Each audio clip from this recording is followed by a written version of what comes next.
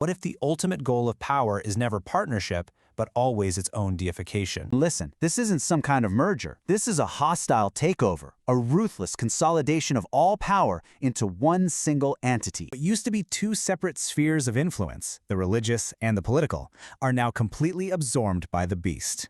He achieves uncontested global rule over, well, over everything. So what does this new world even look like? Well, for the next 42 months, it's an era of pure absolutism. Religion is no longer independent. All worship is funneled directly to the beast. Politics become completely totalitarian, and the economy is under his absolute control.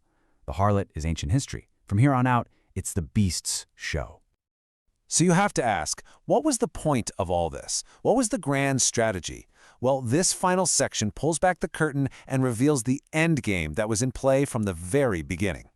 It turns out the harlot was never the end goal. She was just a tool, a transitional instrument, a proxy. And the strategy was devastatingly effective. Step 1. Use an existing religious system to gain influence and power.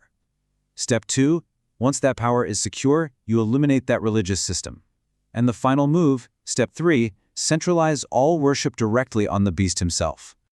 So let's do a super quick recap of the whole timeline.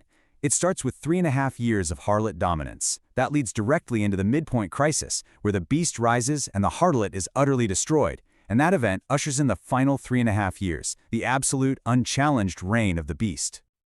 And that, right there, reveals the core motivation behind this whole thing. This was never a story about a true alliance. It was about a ruthless, calculated path to absolute power. The harlot was simply used and then consumed so that the beast could stand alone, unchallenged. It leaves us with a final, chilling thought. What if the ultimate goal of power is never partnership, but always its own deification?